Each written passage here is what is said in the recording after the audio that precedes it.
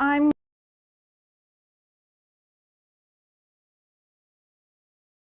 name's Laura Hope Stone. I'm the health psychologist for Liverpool Ocular Oncology Centre.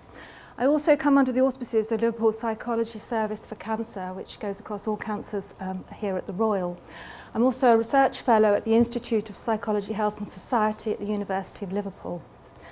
I'm going to talk today about coping with the diagnosis of ocular melanoma. And obviously very aware there's patients in the audience who've probably got quite a lot to offer. And in fact, a lot of my presentation is actually about what patients have said to me. So I'll just give you just a little bit of background. Before came quite late to psychology. I've been here for about 4 years.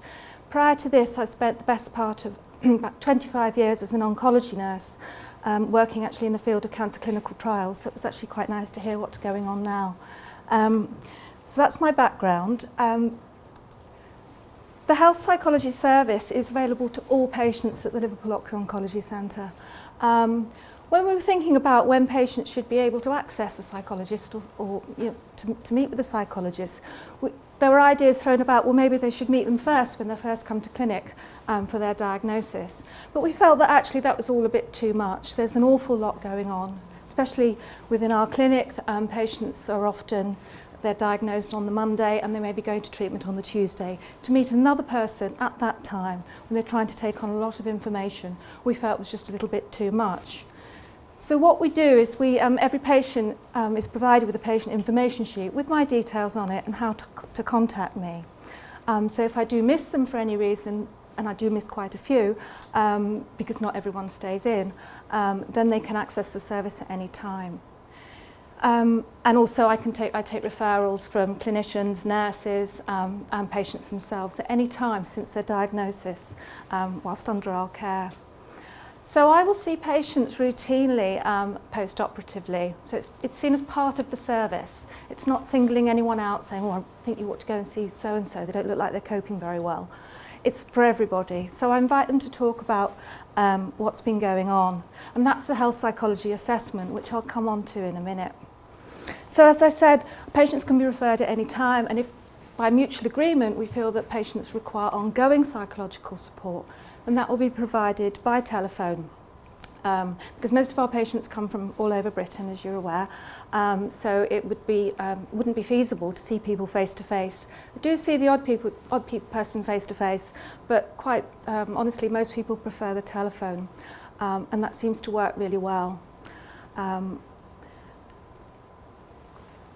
So that's that. Okay, so the ocular melanoma journey, I know for some of you, it's hard, it's not easy.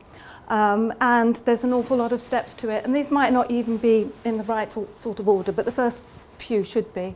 Is there a little pointy thing? There it is. All right, what do I press? That one. That's it, thanks. Okay, so we can see that people are often, as one of the speakers said, patients can just go to their optician and just walk on the street, and I've heard it so many times, I was just going for a routine eye test, and this is where I am now. So they may be referred from an optician via their GP, and they get to see their local ophthalmologist, and then obviously if it's deemed appropriate, then they're referred through to an ocular oncology centre. This can happen extremely quickly in some cases. You might get a patient popping into Specsavers on a Wednesday. By Thursday, they're a local ophthalmologist, and they might be up here in Liverpool on the Sunday night with a clinic appointment on the Monday morning. And on the Monday, they'll have to go through an awful lot of tests, as you're well aware. And then they'll receive the diagnosis. And obviously, that's a tremendously powerful time for people. But not only have they just received this diagnosis, they're talking about treatment decisions, in weighing up the different costs and benefits of the different treatment options. Thinking about visual loss, thinking about changes in appearance that might happen immediately, depending on what operation people have had. And then later on, for a lot of our patients, we wait 6 months to see them. So it's the treatment success. Has it worked? That actually seems quite a long time to wait, doesn't it? 6 months to see whether the proton beam therapies worked or the plaque radiotherapies worked. Another area is around the biopsy result, and I know that we've mentioned it before in the talks earlier. Patients make a decision about whether they want the biopsy. If they do proceed to go ahead with the biopsy, that might be done at that stage, or it might be done later, depending again on the type of tumour and the type of treatment. And it's the waiting for the biopsy result is another sort of major part of the journey. And of course the implications of that biopsy result. What does it mean to the patients? Do they need to be referred to an oncologist, or can they just be said, well actually you're fine, you don't have to worry. If they are referred to an oncologist, they might go on a screening programme, most likely to go on a screening programme. We've heard there's variations of variability about what sort of screening they might receive. And then it's also been talked about, there might be a diagnosis of metastases, and whether there's, and then possible treatments and clinical trials and experimental therapies. For the sake of this presentation, I want to talk about sort of 3 key areas, and it's certainly the most work I do is around these 3 key areas. So I'm going to look at sort of diagnosis and the time around and leading up to the intraocular biopsy result, and liver screening. And as I said, a lot of the things I'm going to say are what patients have said to me. So I'm trying not to sort of put my stamp on it, but really this is what it comes from the patients. I mentioned about when I see patients that I carry out a health psychology assessment, and it's really to identify patients' main challenges and concerns. What's important to them? What's their most concerns? How well do patients think they will cope? And how do they normally cope with challenges when they're presented with them? And also importantly, what support is available to them? Family support, GP support, people who's around looking after them. They might be socially isolated, they might live in rural areas. There's all sorts of things and all sorts of different types of support networks people have, or they might not have any at all.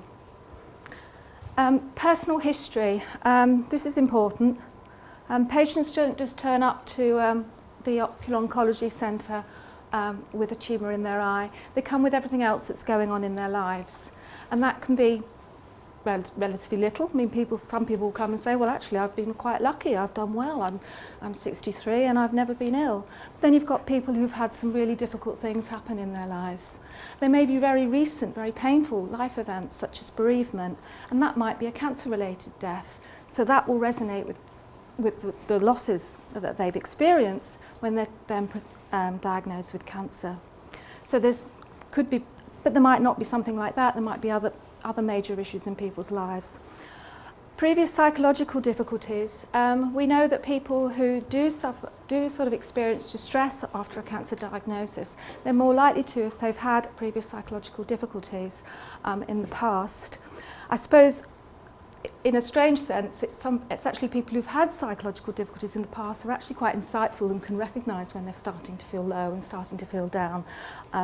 So they actually can pick it up sort of more quickly. But that's something to sort of take into account.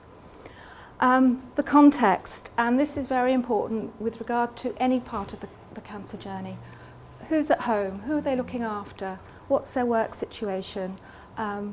What are their responsibilities? And as I say, what else is going on in their life? There might also be unrelated physical health difficulties. The median age of our population is around about 66, so things are starting to go wrong and fall off anyway. And you'll get patients who've, you get the diabetic patients, but you also get patients who've just been, diagnosed with hypertension. But you might also get people who've had long-term conditions, such as long-term pain conditions that they've been struggling with for many years, or kidney problems. You name it, that it will be there at some stage. And it might also be a previous cancer, and of course that's really awful, isn't it? Because you've got through one cancer and now you've gone on being diagnosed with another one.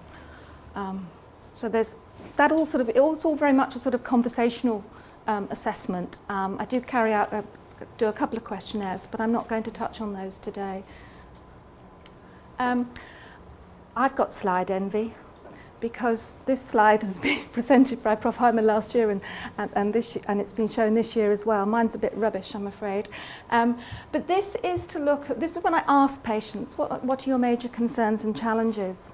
And you can see that, and this is a snapshot. This is usually when I meet people on the ward just after their treatment. So as you can see, this is what people are saying. They're saying, the biopsy result, I'm worried about the biopsy result. I'm worried about whether the cancer has spread or is likely to spread, and that's their main challenge and concern.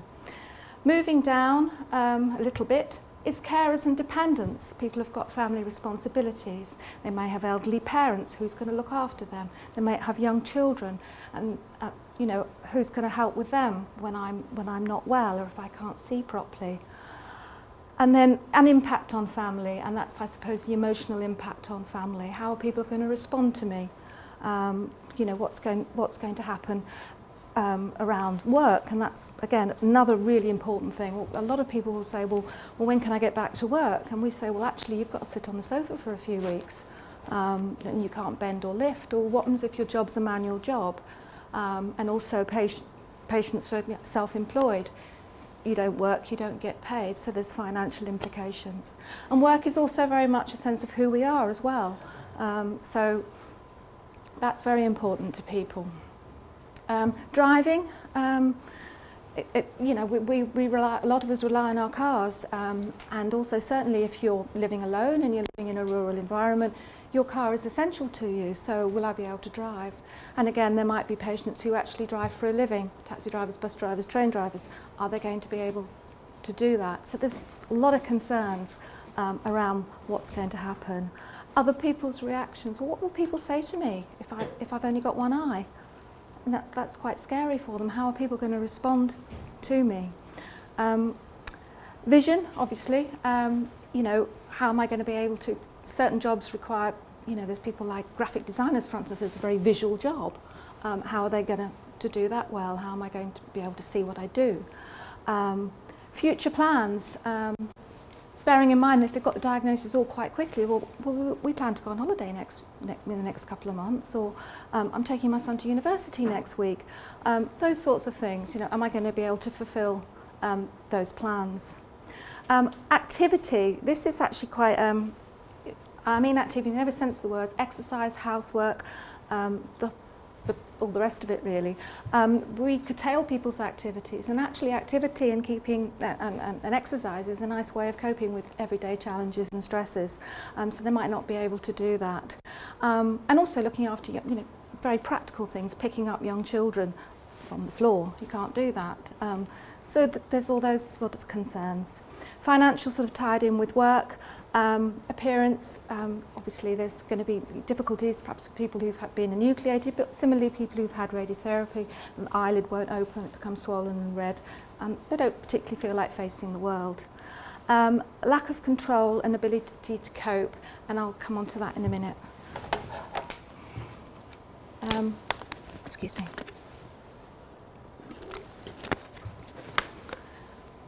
So what do patients say to me? Well, they say, it's like a bolt out of the blue, or the rug's been brought out from under my feet. It happens so suddenly, it's the shock. And then they'll say, I'm scared of it spreading. How will my family cope if it has already? And then there's people who say, I just need to stay positive. If I stay positive, everything will be fine. And then other people will say, I'm not sure how I'm going to cope. And other people will be more concerned about other people. I hate to see my wife so upset. And other people, I'll be fine, I'm a strong person, and I'm just going to get on with things. You have no choice. Patients often describe the first few weeks after the first few weeks, that they say the time in hospital was really quite surreal. They felt cocooned and they felt quite safe. And it's when they get home that sometimes the reality of what's happened can really hit them. And there might be these big emotional surges. They can talk about feeling extremely tearful, maybe angry, anxious about the future. Some people withdraw and just go and hide. Some people will be very sad, low. And some people will just describe feeling numb. Said, I don't understand it. What? I don't feel anything. It's all sort of tied up with the shock. Perhaps reality starts to sink in. There's also this feeling that everyone should be sort of getting up, being positive and getting out of the house. And there's this notion that you should be feeling better by now. And why aren't I? And I can't understand why I'm crying all the time. It's not like me. Well, it's not like you because you've never been diagnosed with eye cancer before. So it's sort of getting people to recognise that perhaps, you know, these are very normal reactions to a very abnormal situation. And thoughts can play havoc. Fear of cancer spread, the worst case scenario, what if it has? And these sorts of emotions sort of wax and wane over the journey. And they're probably acute at particular times, sort of trigger points, so the diagnosis, the biopsy result, and the liver screening. Patients have also said to me they feel rather alone with it all. Nobody really understands because they don't. And then you'll get perhaps an unsympathetic clinician somewhere saying, oh, I didn't know you could get eye cancer. And the people have said that, you know, other people will say that. It's a very rare cancer, so the information isn't out there. And even those closest to patients may not react in the way that's expected. And support often comes from unexpected quarters. You might find, you know, with people cope in different ways. So you've got the patient and you've got the person closest to them. Well, they're not necessarily going to be feeling the same thing. They're just going to be a couple of steps away from each other. And that's difficult, and that can put a strain on relationships. And a diagnosis of cancer may not cause a problem, but can aggravate existing ones. Again, it's about context, you know, what else is going on with their lives. There's this notion of loss of control as events take over. We do this to people in hospital. We take away their control and we put them in a gown which ties up at the back, and they have things done to them.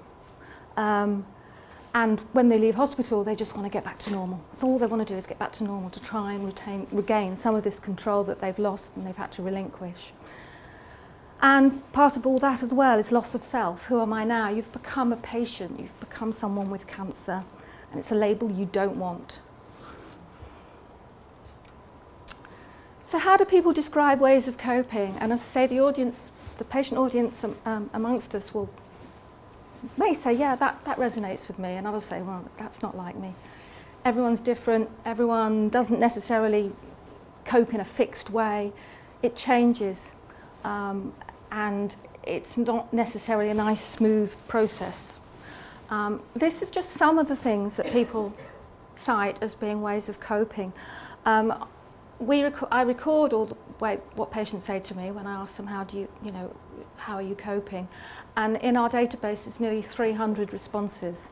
So this is just a sort of snapshot of what people say. Distraction, keeping busy. That's sometimes quite difficult when you can't keep busy because we've told you you've got to sit on the sofa for 2 weeks. So they can't find ways of doing things. They can't keep busy. They can't go and see people. They don't feel like it. Faith, it might not just be religious belief, but around about social interaction at somewhere, like a church or something. So they might want to go and meet people, but that might be difficult. So people sometimes find it difficult to access the coping that they want to access. Positive thinking. People tell you that if you thought positively, it'll all be all right. Unfortunately, for people who don't feel like that, that's actually quite difficult, and it might actually discourage them from talking about the things that they really want to talk about. Benefit seeking, people will say, okay, well, it's been caught early, I've been treated, I've come to the best place, they're doing a biopsy, they're going to screen me, so those sorts of things. Resting control, so controlling what things you can control. And it might be just shuffling around some paperwork or phoning your employer and finding out how you can do a graduated return to work. Something to give you some sense of control. Comparison to others. In psychology, it's called sort of downward social comparison. It's basically saying, well, they're worse off than I. And we can always find someone that's worse off. But it does help you think, well, actually, it could have been worse. The tumour could have been bigger. Support seeking, so that's through organisations such as Macmillan, peer support such as Ocular, specialist nurses, and various other cancer support organisations. Emotional venting, crying, screaming, shouting, banging doors. Sometimes it's useful. And sometimes it's difficult to do with people closest to you. So that's kind of what I'm there for, so they can scream and shout and cry without sort of burdening anyone else. Self-care, again, quite difficult sometimes in the early weeks. Information seeking, this is a big one, and it's especially difficult with the rarer cancers because the information isn't out there, and what is out there is sometimes rather gruesome.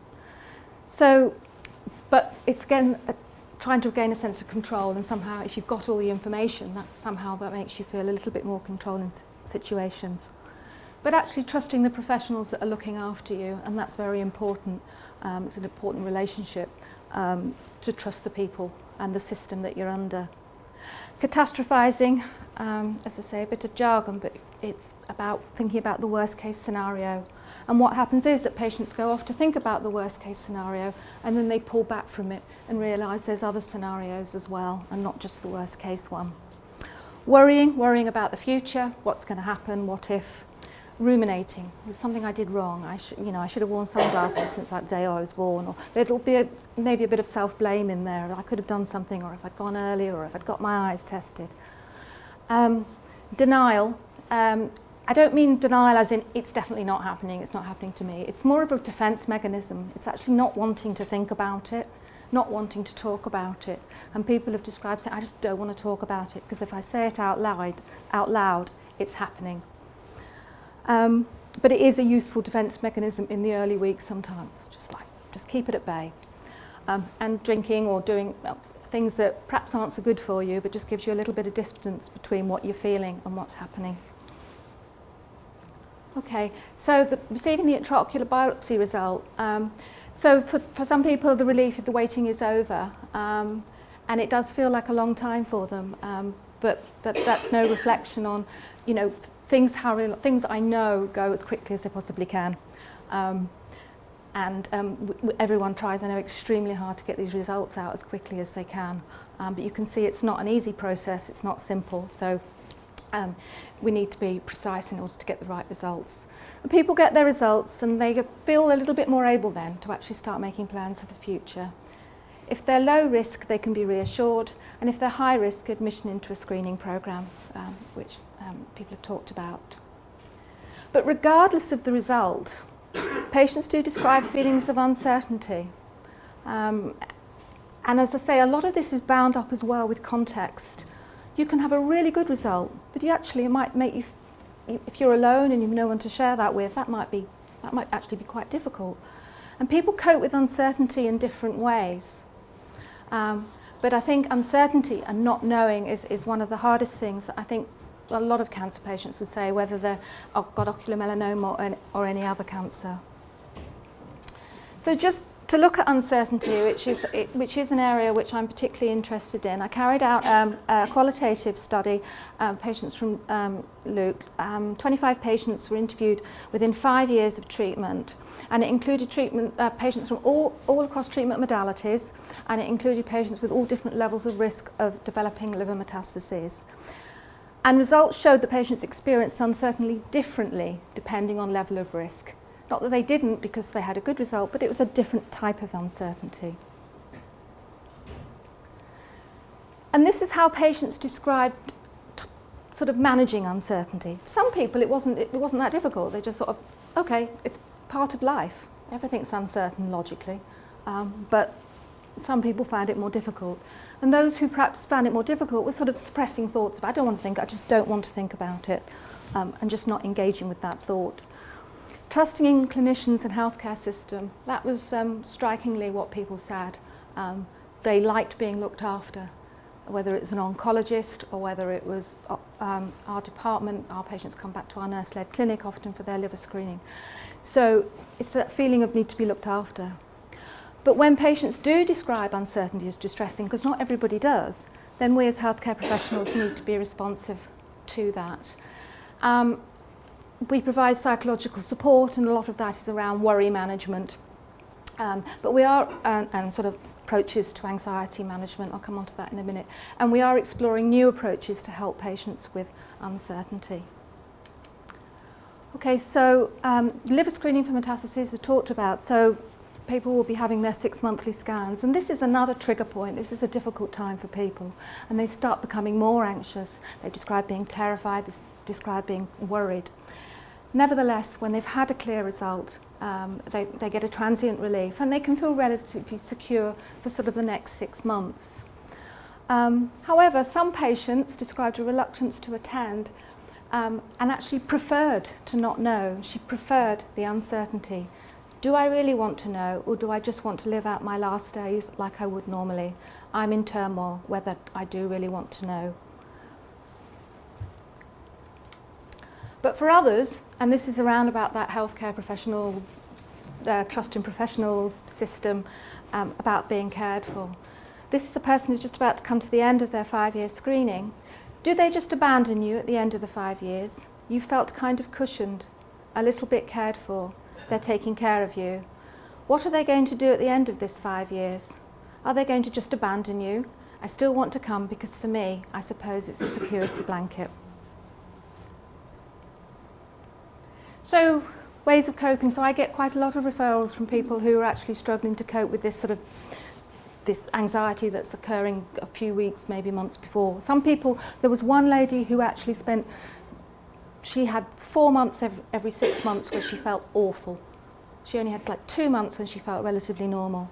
So a lot about managing anxiety and managing worry, and talking about sort of shelving worry, postponing worry, relaxation, getting people to learn how to relax. Not when they're really anxious, but in the sort of time when they're feeling calmer. So using audio downloads, distraction, do something nice, and exercise. And again, you know, as time goes on, people are able to exercise more, and people find that very helpful. Peer support from organisations such as Ocular, because it's nice to know that someone else is feeling like that as well. It's not nice to feel alone with it all. Talking to someone. It doesn't have to be a professional, it just might be someone. And it might be someone you've met along the way who's had a cancer diagnosis before, who might really understand. Again, back to the trusting of professionals in the healthcare system to know that you're being cared for. Psychological support, which I've talked about a little bit about worry management, and there's ways and techniques that we use to help with that. But we're also looking at novel psychological approaches. There's something called metacognitive therapy that we're working with at the moment. It's actually because worrying makes us upset. So if we can stop the worry, we'll become less upset. So the idea is actually to target the worry and how to control that worry. And so when the thought comes into your head, you just don't engage with it, you treat it as white noise. And we're currently carrying out a study in ocular melanoma looking at that kind of approach to people who worry an awful lot. And it's causing them a great deal of distress and upsetting everything in their lives. To summarise, diagnosis is just the beginning of a very long journey, and the emotions and thoughts will oscillate throughout that journey, as will the ways of coping. You might have to change the ways of coping because you can't access the normal ways. And patients often use a blend of coping, and as I say, find new ways of coping. And us as professionals, we need to be responsive to the changing needs of individuals and offer them support as and when they require it. And that's all, and thank you to all the patients and staff of Luke. Thank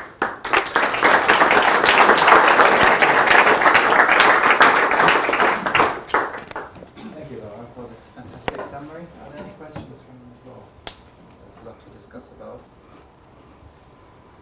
No, it's not so much a question, more an observation, and that is the reaction of people to the condition. A whole spectrum from people who will call you to people who will avoid you because they have problems reconciling that. Just worth mentioning that.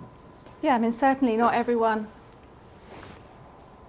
wants to meet the psychologist. Some people will just go, oh, God, I'm not talking to her. Just start analysing me. I don't.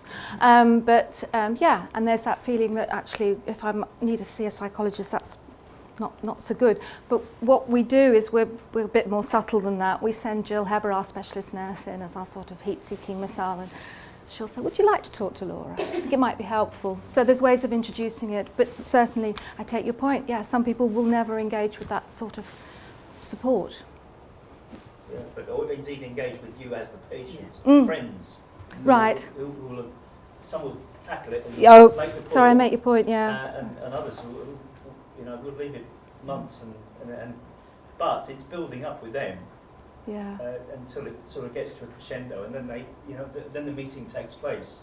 But there are reactions of the other, the outside, the Right. outside of the Sorry, I missed your Yeah. point earlier. Yes. Yeah, I mean that's the surprising thing, isn't it? Sometimes it's the people you think are going to be there for you. Where are they? You can't see them for dust, and it's because they're having trouble coping with it, and they don't know what to say.